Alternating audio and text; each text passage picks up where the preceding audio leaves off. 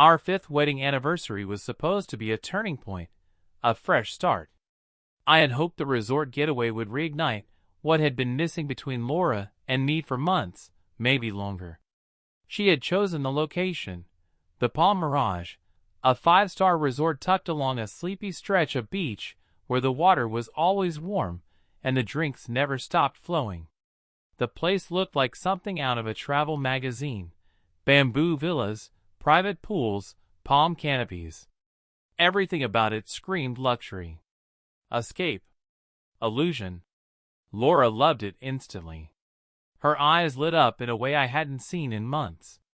She twirled in the lobby like a girl on a honeymoon, not like a wife trying to salvage a fractured marriage. I smiled, letting myself believe it might just work, that we might find each other again in this place. We checked into our suite, a bright, airy space with a terrace that opened onto the sea. Everything was white: the curtains, the bed sheets, the marble tub in the corner.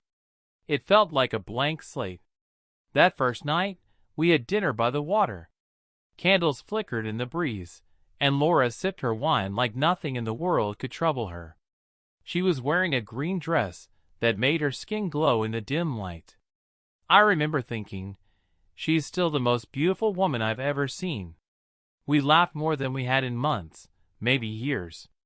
I reached for her hand across the table, and she didn't pull away.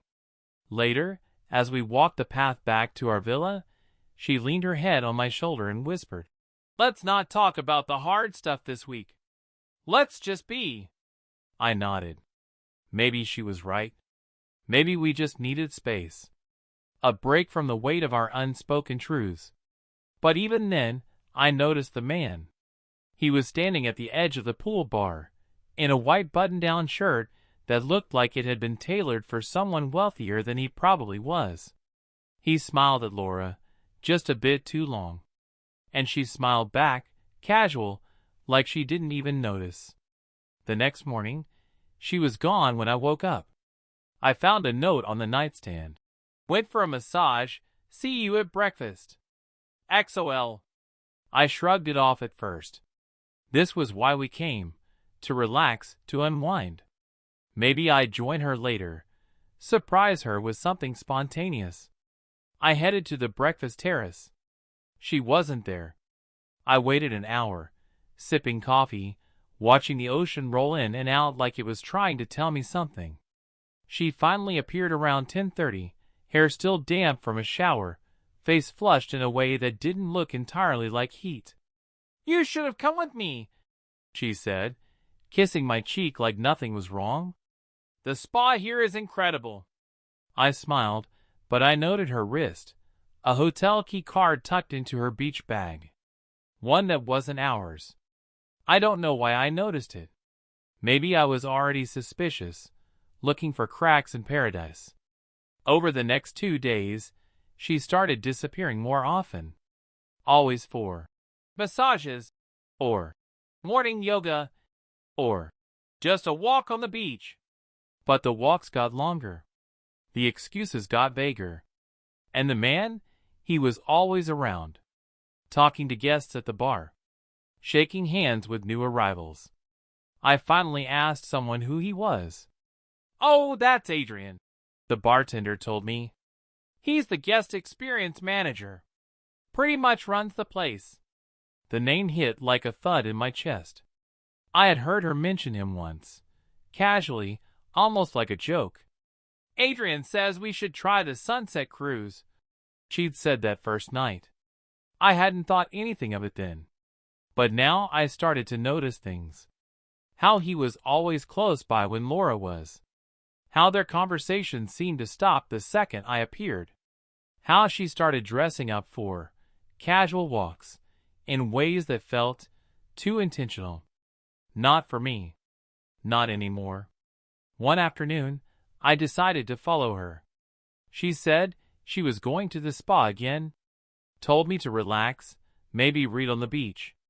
I smiled, kissed her forehead, and watched her walk down the path. Then I waited 5 minutes and took another route. I moved quietly, heart pounding in a way that surprised me. I didn't want to be this person. The kind of husband who spies. But something deep inside told me I had to know. I followed the trail through the gardens, past the spa, where I saw her enter, not through the main doors, but through a small gate off to the side marked staff access. I stayed hidden behind a thicket of bougainvillea, waited 5 minutes, then crept closer. Through a gap in the hedges I saw her. And him. Adrian stood close to her, hand on her arm. She leaned into him, laughing quietly at something he said. Then he reached up and tucked a strand of her hair behind her ear. She didn't flinch. She didn't move away. Her eyes closed, like it was the most natural thing in the world.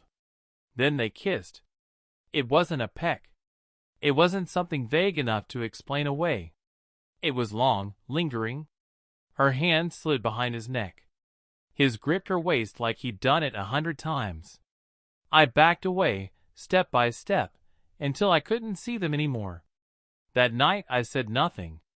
We had dinner again, more wine, more laughter. But it was hollow. I watched her over the flicker of candlelight, wondering how I had missed it all. Wondering if this trip had ever been about fixing us, or if it was just a chance for her to be with someone else far from home. She smiled at me across the table like everything was fine. But I knew. I knew. The morning after I watched Laura kiss Adrian, I woke up to the sound of the waves and the scent of sunscreen clinging to our sheets. She was already gone again, no note this time. I lay there for an hour, eyes fixed on the ceiling fan, replaying that kiss in my head on a torturous loop. There was a part of me that wanted to scream, confront her, demand answers. But a quieter voice, one I barely recognized, told me to wait. To let this play out. To see it through. I wasn't just a man trying to save his marriage anymore. I was a witness. I dressed slowly, methodically. Blue polo, khaki shorts, the one she always said made me look resort casual cute. It felt like I was putting on armor. The hotel had a tour scheduled for guests that day, a catamaran cruise with snorkeling and cocktails. I told the front desk I'd be staying behind. I watched the group gather on the beach from our balcony. Laura wasn't among them. Of course she wasn't. By noon, I was sitting at the resort's beachside bar, pretending to read a book while sipping something cold and forgettable. That's when Adrian appeared, tanned, freshly showered, wearing the smugness of someone who thinks no one's onto him. He greeted guests, shook hands, laughed a little too loudly. I watched him the way I imagine prey watches its predator, still, quiet, attentive. Around 2 o'clock, I saw Laura walk across the deck. She wore a loose sundress, her hair in a bun that looked messier than usual, her eyes hidden behind sunglasses. Adrian turned at just the right moment, like he'd been waiting. She smiled faintly, not enough to draw attention, but enough for me to see the change in her face. They didn't touch. Not here. But I knew exactly where they were headed.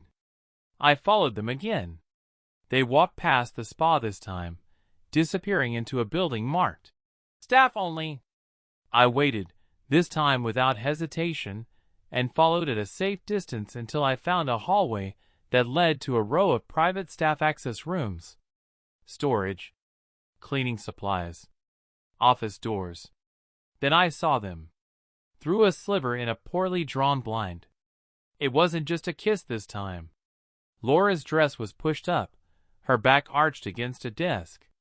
Adrian stood between her legs, shirt half unbuttoned. Her hands gripped the edge like she was holding on for more than balance. It wasn't tender. It wasn't sweet. It was raw. Desperate. And it broke something in me I hadn't realized was still holding on. I didn't watch for long. I turned and walked out into the daylight, the sun burning against my face as if punishing me for staying silent for too long. That night, she came back late. Her skin smelled like lavender lotion, the kind the spa gave out.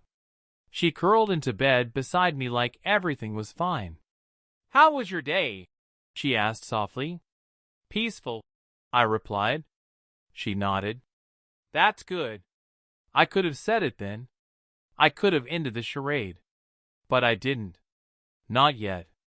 The next morning, I requested a meeting with the resort's general manager. I told him I had a personal concern about guest conduct. We spoke in private. I showed him a few photos I had discreetly snapped. Laura and Adrian slipping into the staff quarters, her hand on his chest, the way they moved together like two magnets with no resistance between them. His face went from polite to pale. I'm not interested in creating a scene, I told him. I'm leaving today. But I think it's important you know what's happening under your roof. And who's doing it? He nodded, asked if I wanted a formal complaint filed. No, I said. This isn't about retribution. I left the office and returned to our room.